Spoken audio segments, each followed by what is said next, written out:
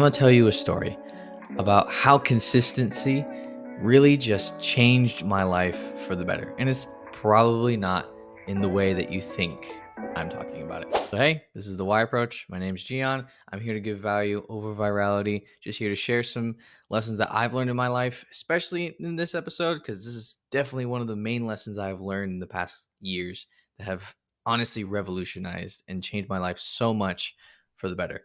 And I know if I've learned something from it, some of you can as well. So, again, down with the story. To start it off, basically, I had a few friends in church. I grew up all the way in church for my whole life, and I had a lot of friends growing up. I was a very social kid. My parents are also very social as well. So, they started meeting this family at church, and they were really nice. They were business owners just like my parents, and they clicked off very, very well. And they just got to know each other so well. And I ended up hanging out with their family as well because, by association, I met their daughter. So I was like, oh, okay, she's pretty chill. Like she's really cool. Like we get the same humor, everything like that. Like, oh, okay, we seem to be pretty good friends. And like it was more of just an association at that point. It wasn't really like a friendship, but it was association because of just our families getting to know each other. Now, very something very surprising happened. That same year that we basically met them and got super close, and man, it's tough. But basically, what had happened? This has happened 4 years ago, and so what had happened is that their father, um, due to circumstances that just happened, no one really knew at that point, committed suicide. It was so sudden. It rocked all of our worlds entirely. And at that point, we were really good. My family and them were really good friends. We knew each other. We cared for each other. We prayed for each other and everything like that. We hang out every additional time, like close to around every week by like heading to church together and stuff. I can remember the day where I heard it, and I was doing a summer internship at my church, and so was their daughter, my friend. I woke up that morning just ready to go to internship. I remember it was a Thursday morning, I believe, and I remember getting up, just getting ready, go to internship, and I was going to the living room to eat breakfast. And I see my mom in there, and she's crying, not bawling, but just like really, really emotional and crying. And I was just so confused. I was like, "Hey, mom, like, what's up? What happened? Like, did anything happen? What's going on?" And she tells me that their father just died, and I was like, "What?" And then she additionally says it was by suicide, and it just happened that night, and they just found out this morning, and it was just it was crazy. I've never felt like I never knew their dad, but I knew of him, and he seemed like a really great guy, and he was really cool. And I talked to him maybe like once or twice. And when I tell you, when I heard that news, my heart immediately just broke, like shattered for a million pieces. And I can't even imagine what they were going through. But I just felt a certain way. I was just like, "Oh my gosh. Like this is just terrible." It shook my whole day that day. I was just like, "Okay, what's going on? Like we need to be there for them. Like I don't care what it takes. Like we need to be there for them." And that was just like a very much of a drive in me. And my mom goes ahead and tells me that their daughter is still going to go to internship, to get her mind off of things. And I was just like, what the heck?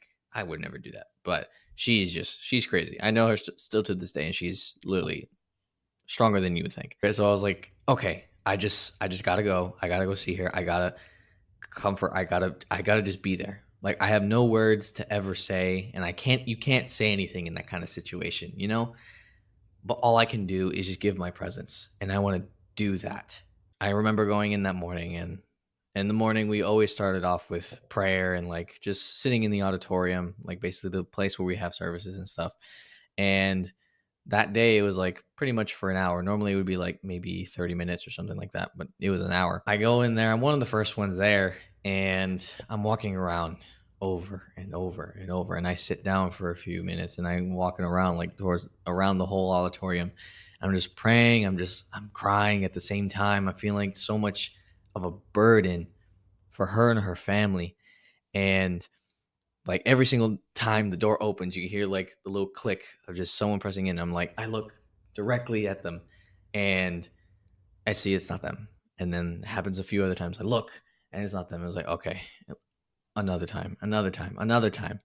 And I'm just like, I just need to see this person. I just need to see her. Like, I need to be there. That was the main thing. That was the main drive in me. And was still praying over and over and over again and still going and still like pressing in, interceding for her family because what can you really do, you know? Then she enters, which is like, and I was like, huh, that's her. Like I recognize her, and I'm like on the other side of the building. I see that one of her leaders like takes her to the side and starts talking to her and stuff like that. And I was like, okay, I know I'll get my chance. I hope I get my chance. Anyways, after they're talking for a very long time, what felt like a very long time, she goes up and sits like in the risers that we have, and I'm like, I'm racing. I'm like trying my best to get to her. I'm trying to like talk to her and whatever like that. And then the organizer and the person in charge of the whole summer internship program like goes ahead and talks to her because she got the news as well. And goes ahead and talks to her, has a conversation with her, and I'm just like, I'm just pacing back and forth, just watching, making sure like, when's my moment? When's my moment? When's my moment? Like, when can I just be there? Right. And because the friends that she only had a few friends. And I was like one of those few at that point. And I just had that burden just to be there. And when she leaves, then I go in and I don't say a thing. I'm just like, hey, like it was a smile as I could. And then we hug and everything, and then she's just sharing what she's heard, like what she's gone through, and then like telling me the whole story, and then like obviously tears coming down her face, and she's just like, I have no idea. And I'm like, when you're in that place, you have no idea what to say because you're not really supposed to say anything. Like, what can you say about that? You can't really say anything. You just gotta shut up and be there. And the best thing you can do is just try and sympathize, but without words, just by sitting there and feeling their grief and sorrow and some of their pain. That's literally all you can do. It's a ministry of presence, if you think about it. We had a great conversation. Well, one sided conversation, anyways. I was just being able to be there. And I was just like, thank you. Then she goes back home and like just something inside of me, I was just like, no, I can't just leave it to that one moment. I just can't. Context. Previously, all throughout high school, I've had a gigantic fear of rejection from anyone, pretty much. I just didn't want to be rejected by anybody. And when I felt rejection and when I felt rejected, I literally pulled myself into a pit and just felt like immensely bad, immensely terrible about myself and everything like that. However, this was different. Like I still had those thoughts and those fears still kept coming in my mind, but I was just like, I don't care. I'm not leaving her. I'm not leaving their family. Like, absolutely not. I'm not leaving their family. I'm going to keep on going. I'm going to keep on serving any way I can and just be there for them. Like, it'd be so selfish for me to just think about myself in this moment. And that's what I tried my best to do. And what had happened was actually is that the friends that she had pretty much, which was about like one or two at that point, they didn't know what to say. And granted, they kind of made it all about themselves at that moment. They really were just like kind of comparing her grief with something that they've gone through, which is I would say it's a terrible thing to do to anyone who's grieving in that moment, literally. And it wasn't really helpful. It wasn't really. And a lot of the people that were with her kind of just let her alone. That honestly frustrated me a lot. It really did because they kind of left her alone, ghosted her, everything of that sort.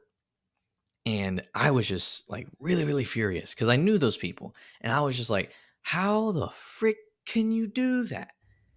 Like, you got to be there. I don't care if you don't say nothing. You just got to be there. And I was just like, okay, anyways, now I have a better reason because she doesn't have much friends now. So I got to be like very consistent. Before, I couldn't call myself a consistent person because every single time I tried something or decided I would stick with something, it wouldn't really happen because I would just fall off maybe in like a few weeks or something like that. And so I couldn't really call myself consistent. However, this time it wasn't like I'm just doing this just to be consistent. I was just doing this for the benefit of the other person, for her. I was just like, no, I'm not giving up. I am not like, I don't care if she rejects me or says like stop talking to me anymore. I am just gonna keep like if she says stop talking to me anymore, fine, I will stop. But I will give my absolute all to make sure that she knows that I am here for her and her family. So then what would I do? What really stuck out to me now looking back at it in hindsight, I was like, I texted her literally every day and got her number somehow. Or like I think it was on Instagram or something like that. And I basically just texted her every single day saying like, "Hey, I love you. I'm praying for you." And a lot of times she didn't answer, left me on red, and I was like, "I completely understand. How the frick would you want to answer anybody about that?" And so I did that weeks and weeks and weeks on end. And anyways, like our families were really connected, and my mom went to their house, and they live about like an hour away from us, and she went straight to her house to take care of her mother. And I was there taking care of, her children, like as best as I could, like at least just talking to them, having conversation, being there for them and everything like that. I was just being consistent with it. And then we got even closer, and then I realized like a lot of things that we have in common, like same type of humor, a lot more of the same type of humor. We think the same ways. We think about politics in the same way. We think about a lot of things in very similar ways. And then like she became open with me. Sooner or later, drama ensues with her old friend group, and she's just like so tired of just even being there. And I was frustrated because that she was dealing with this. And so I was just like, okay, screw them, right? Respectfully.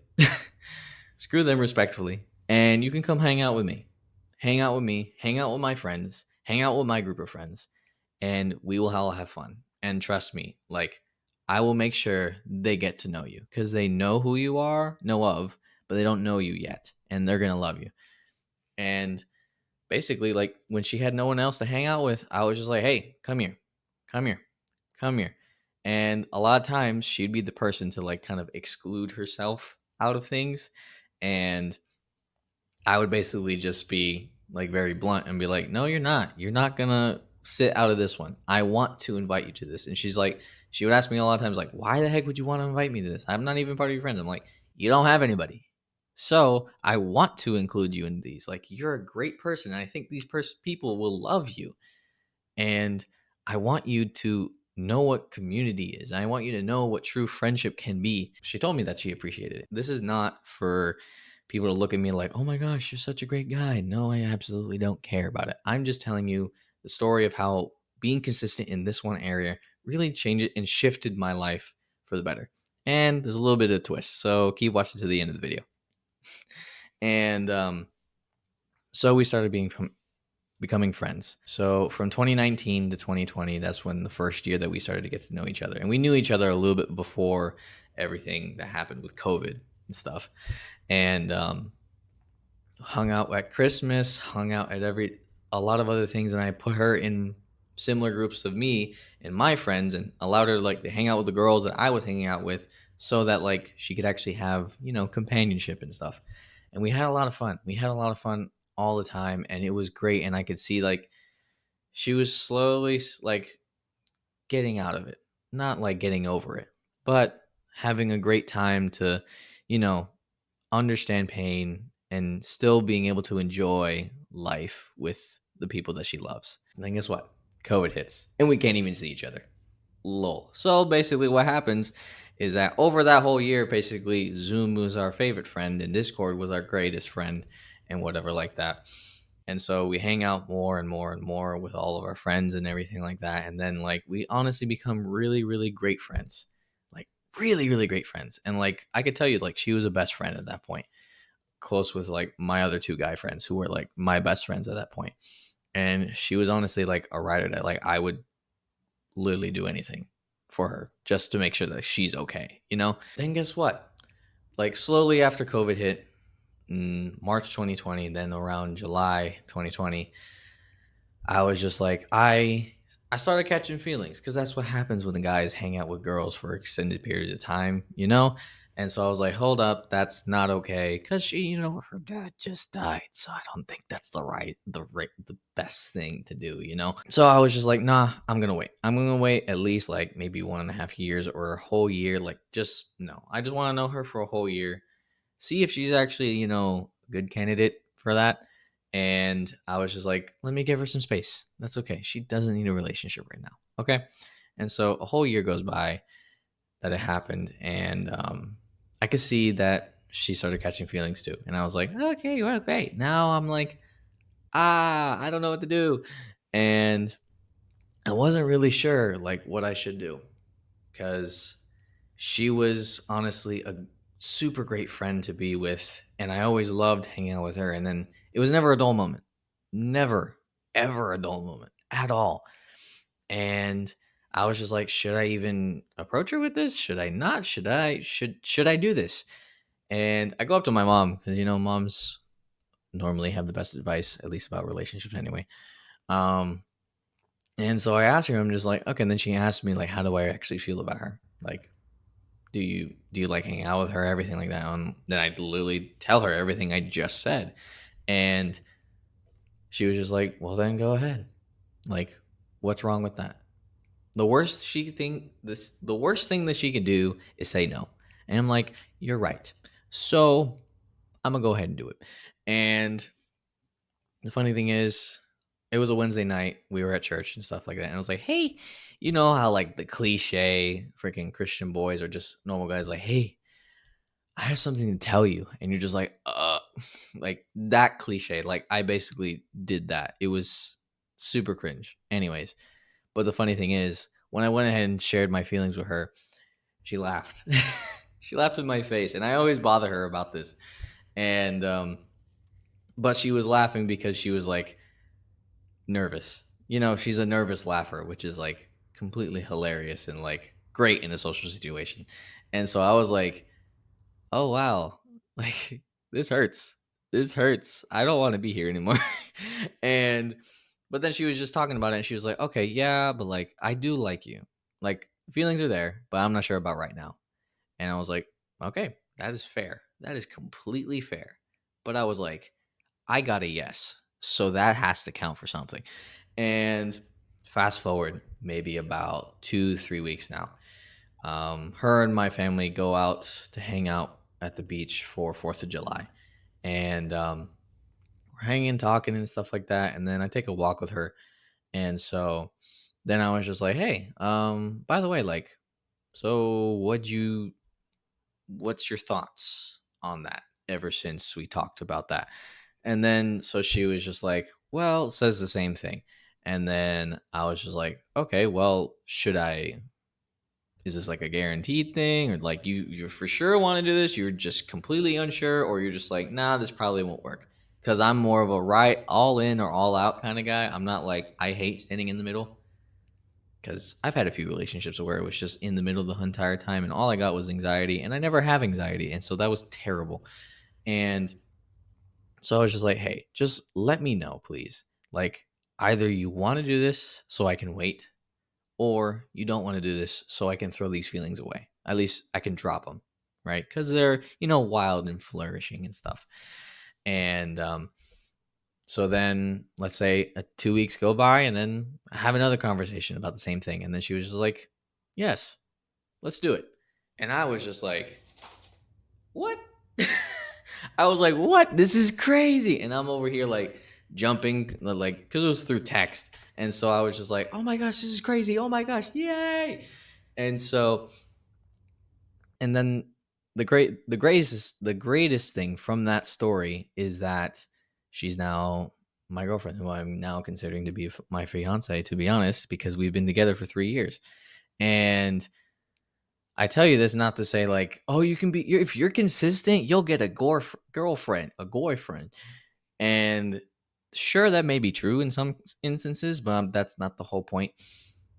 But I'm saying because I was consistent, I learned how to be consistent with focusing on someone else by focusing on helping and serving someone else, which was like probably the greatest reason to actually do something rather than just being so selfish and just doing it for personal gain or wealth or business or whatever like that. And those are all good reasons. Don't get me wrong. However, the way I finally broke out of my childish shell was because I was focusing on someone else. I was focusing on helping somebody else. I was focusing on helping them, being there for them, and honestly being the best servant that I could ever be. That's what helped me be consistent. And with that consistency, it helped me gain confidence. And when you're consistent with other people, especially, you gain trust. And when you're consistent with people, you gain trust, become a lot more fond with you. Like, let's say you're consistent with content. Let's say you're consistent talking with them, consistent in reaching out, consistent in just helping and being a friend, and always just being there.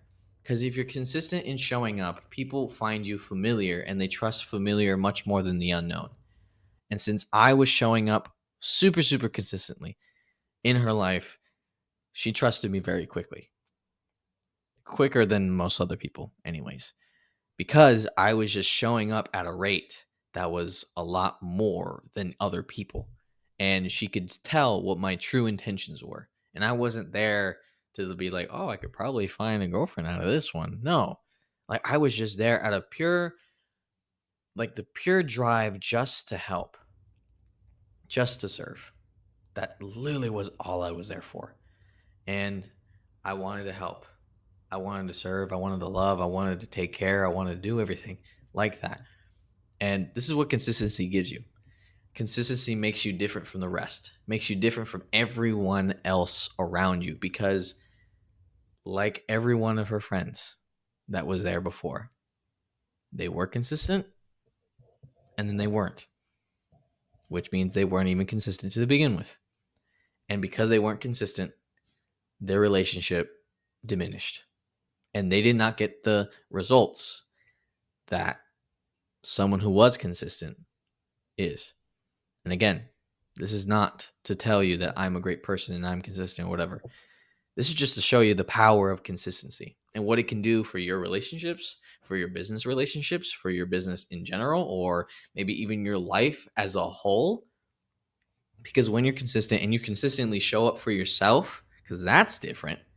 Because when you consistently show up for yourself, then you start to trust yourself because you're actually doing the things that you say you will do.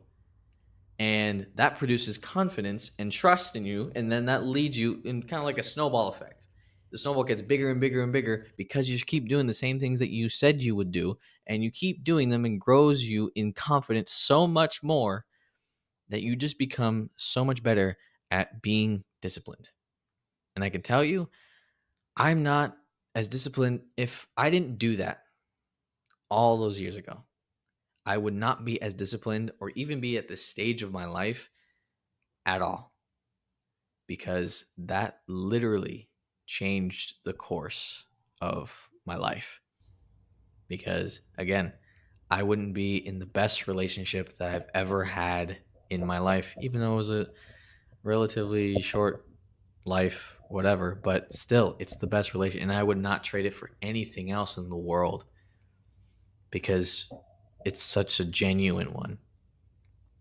And not only that, but I wouldn't even be here in my life if I didn't do that, because the consistency transferred to so many other things in my life. It transferred to me getting up in the morning. It transferred to me going to the gym more consistently. It transferred to me being consistent with these videos. It transferred to me working as hard as I can to actually produce a reliable result for the people that I work for.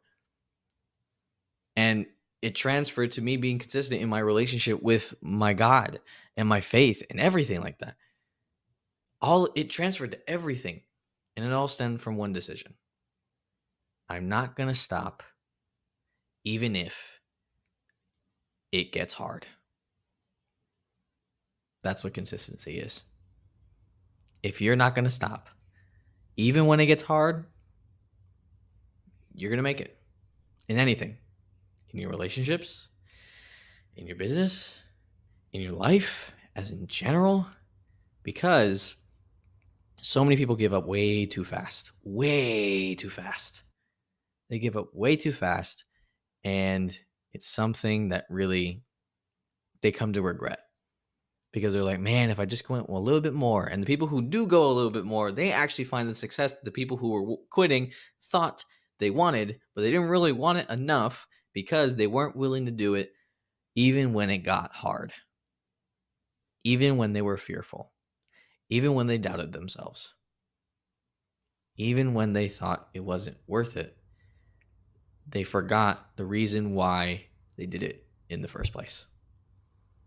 And trust me, that has been me for my whole life. I was pretty much a normal quitter all throughout my life. At first, I was probably consistent in some things, consistent in bad things, anyways, and then not consistent in the things that I actually wanted to be consistent in. And it just became terrible.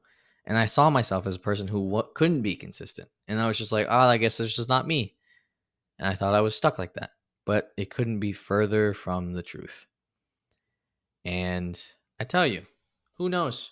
Maybe if you're consistent with somebody, a relationship may come out of it. And it probably will be the best relationship you ever had.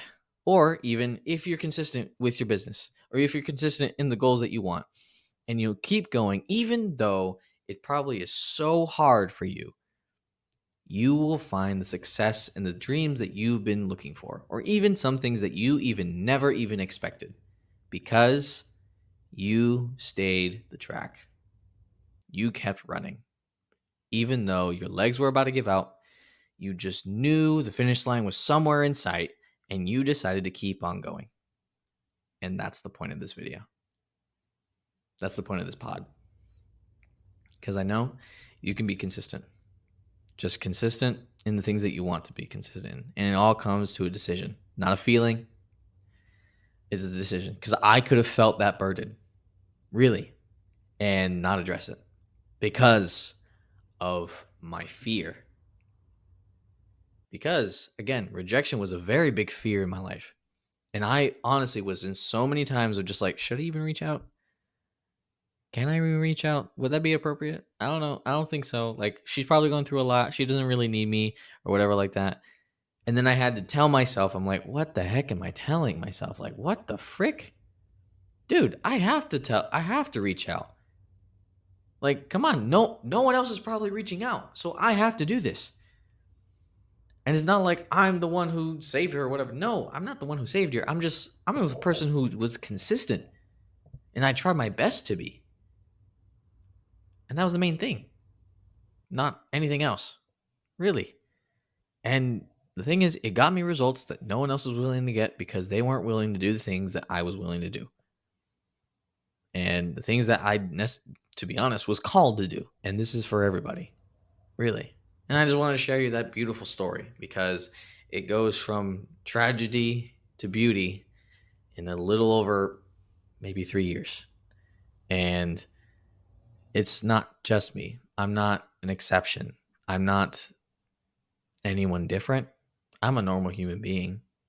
I just decided to do a little bit different things, one thing at a time, and be consistent with those one things and grew in certain areas 1% every single day. And so over a couple years, it starts to make someone look completely and radically different. Because if you improve 1% every single day, you're 3 times different than you were before in just 1 year. Now imagine that over 3.